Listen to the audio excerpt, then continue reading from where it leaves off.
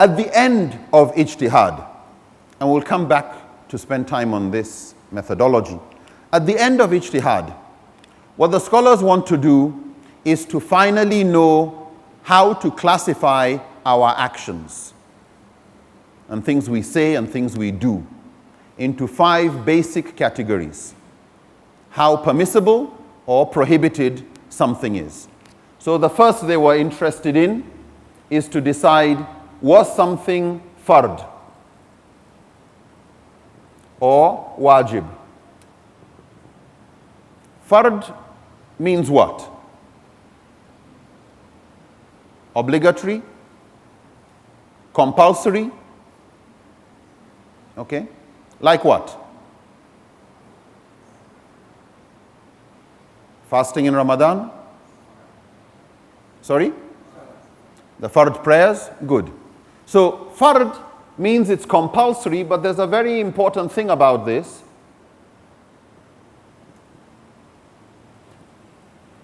There's a sin for omission.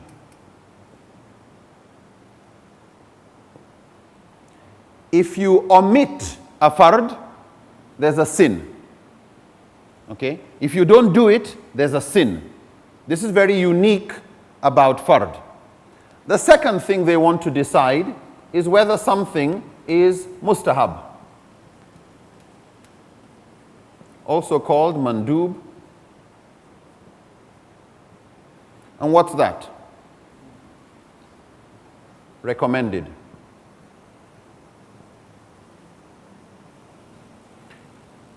It's good to do it, you are encouraged to do it, you have a reward for doing it, but there's no sin if you don't do it.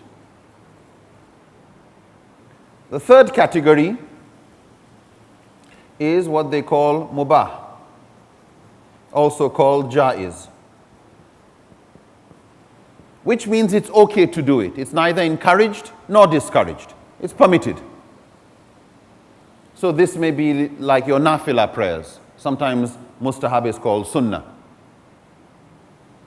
Mubah would be whether you want to eat nasi lama or ikan bakar, or whether you'd like to eat durian, of course if you're not going to the mosque, I guess, or, you know, something else, pineapple. This is open. You want to do it, fine. If you don't do it, no problem. If you want to do something else, it's all under mubah. Fourth one is makruh.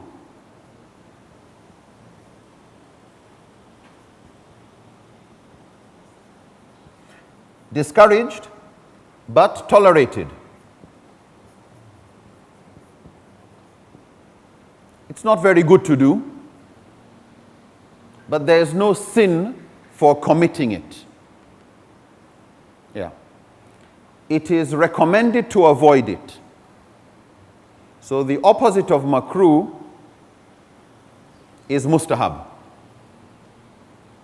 And the fifth one, haram, means forbidden. The key thing about haram, sin for commission. So there's a sin if you commit haram. There's a sin if you omit wajib or fard. Who puts a sin on something? When you say something has a sin, what do we mean? There's punishment? Who punishes? Ustaz? Who punishes? Allah. Yeah. So if you're going to say there's a sin for omitting something or sin for committing something, you must have something tangible from Allah in the Qur'an or through the Prophet ﷺ. Yeah.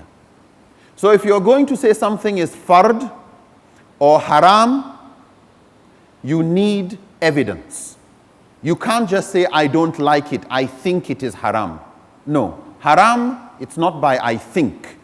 Haram, you're going to be speaking in God's name. You're attributing something to Allah or through the Prophet ﷺ. And so if we're going to compare, we would say the opposite of fard is what?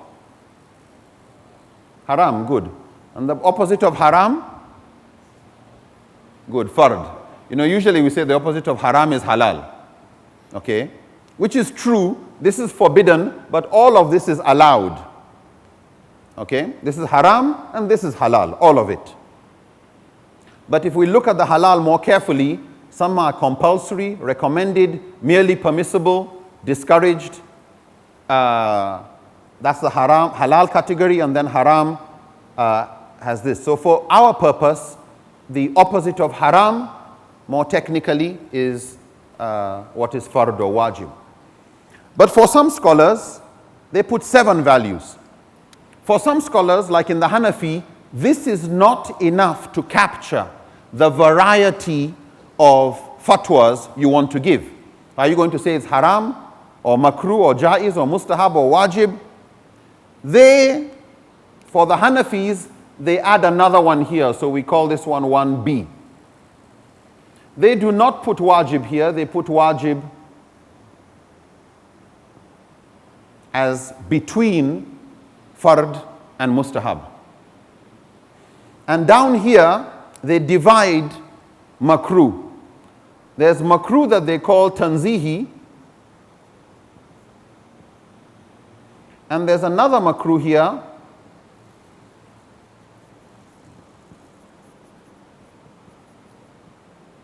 they would call tahrimi. So in between makruh, you know, these 5 that we did before, this is the opinion of the Malikis, the Shafis, and the Hanbalis. But the Hanafis, instead of 5, they have 7. So this is 1, this is 2, this is 3, this is 4, this is 5, 6, and 7.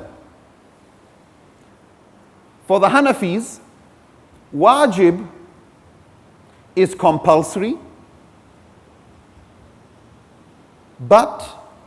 and there's a sin for doing wajib. So what's the difference between wajib and fard? For the Hanafis, wajib is when the evidence does not give absolute certainty. Where the ayah is not too clear, the hadith may not be, from their opinion, as strong as the Qur'an or mutawatir. So for example, for the Hanafis, if a single chain hadith, which is an ahad or khabar wahid, a single chain hadith with just 1, 2 chains, for example, says something is haram, the Hanafis will not say it's haram. They will say it's makruh tahrimi. And if that hadith is saying something is fard, they will not say it's fard, they will say it's wajib. So for the Hanafis, they distinguish between this, and we will see later why that is sometimes useful in some cases.